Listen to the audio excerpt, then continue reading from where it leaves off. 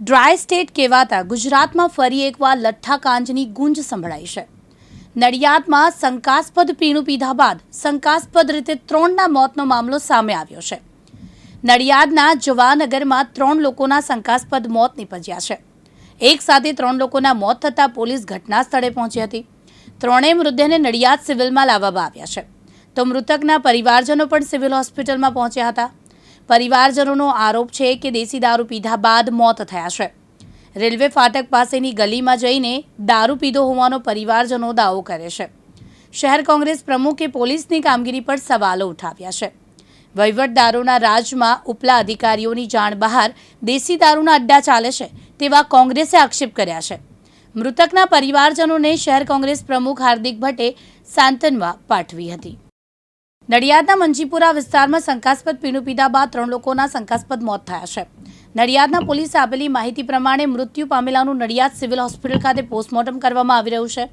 મૃત્યુ પામનારાઓમાં પાણીપુરીનો ધંધો કરનાર, કલરકામ કરનાર અને એક અજાણ્યા વ્યક્તિનો સમાવેશ થાય છે।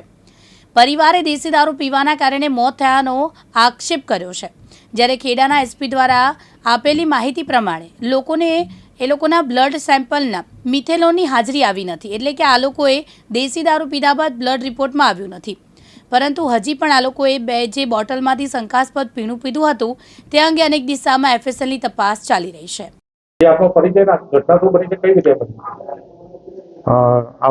जो घटना बनी है मारा भत्रीजा था कनुभाई धनाभाई चौहान। आखी घटना में ऑटो लईने जतो तो एक ज जगह बेसतो तो जवाहरनगर फाटक रेलवे फाटक करीने एनी आगळ सामे दुकान छे ए ओटला पर बेसीने वजन करतो तो एम 2 રૂપિયા લઈને 1 રૂપિયો લઈને એ રીતે મોટાના 2 રૂપિયા નાનાના 1 રૂપિયા એમ એ રીતે હોય તો બેસતો હતો અને પછી એના અનુકૂળ આવે એટલે પછી ગલીમાં જઈને દારૂ પીતો હતો અને અત્યારે દારૂ પીધેલી હાલતમાં જે એક્સપાયર થઈ ગયો છે એમ। દેશી દારૂ મારે જ નજરમાં 3 જણ મરી ગયા અત્યારે અમારા। હા એ તો એવું જ હશે ને એમ। હા એ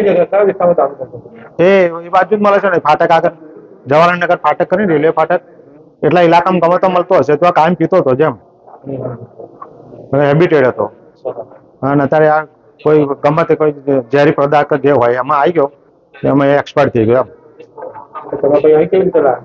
અહીંયા આગળ 108માં લાયા અમારો પોતરો છે જેને લઈ આવ્યો। નડિયાદના જવાહરનગરમાં શંકાસ્પદ પીણું પીધા બાદ 3 વ્યક્તિઓની તબિયત લથડી હતી, જેમાંથી 3 લોકોના કમનસીબે મોત થયા છે। મૃતકોની માહિતી જોઈએ તો 45 વર્ષીય યોગેશ કુમાર ગંગારામ કુશવા, 50 વર્ષીય રવિન્દ્ર જીનાભાઈ રાઠોડ, 59 વર્ષીય કનુભાઈ ધનજીભાઈ ચૌહાણ છે। આ અંગે ખેડાના એસપી રાજેશ ગડિયાએ માહિતી આપી કે 3 મૃતકોના બ્લડ સેમ્પલ લઈ એફએસએલમાં રાત્રે મોકલી દેવામાં આવ્યા છે। લોહીના રિપોર્ટમાં મિથેલોન હાજર નથી આવ્યું તેવું આવ્યું છે, પરંતુ એફએસએલ અધિકારીઓના માર્ગદર્શન હેઠળ તપાસ થઈ રહી છે। આ સાથે તેમણે જણાવ્યું કે એક સાક્ષી વરુણ પરમારની પૂછપરછ સામે આવ્યું છે કે આ 3 મૃતકો પૈકીના કનુભાઈ ચૌહાણ જીરા સોડાની પ્લાસ્ટિકની બોટલ લઈને આવ્યા હતા। આ બોટલમાં જે પીણું હતું તે પીધું હતું, ત્યારબાદ તેમણે બાજુમાં બેઠેલા રવિન્દ્રભાઈને આપ્યું, પણ તેમને પણ પીધું, જે બાદ ત્યાં પાણીપુરીનું કામ કરતા યોગેશભાઈ કુશવા આવ્યા, તેમને પણ આ પીણું પીધું હતું, જે બાદ આ સાક્ષી તથા અન્ય લોકોએ પણ પીવું માટે પૂછ્યું, ત્યારે આ સોડા પીવી છે તો તેમણે ના પાડી હતી। વરુણ પરમારે વધુમાં જણાવ્યું કે રવિન્દ્ર રાઠોડની આ પીધા પછી 5 જ મિનિટમાં સારું ન લાગતા ત્યાં બેસી ગયા, વોમિટ જેવું થયું, તે ત્યાં બેભાન થઈ ગયા, જે બાદ તેમને તાત્કાલિક હોસ્પિટલ ખસેડવામાં આવ્યા।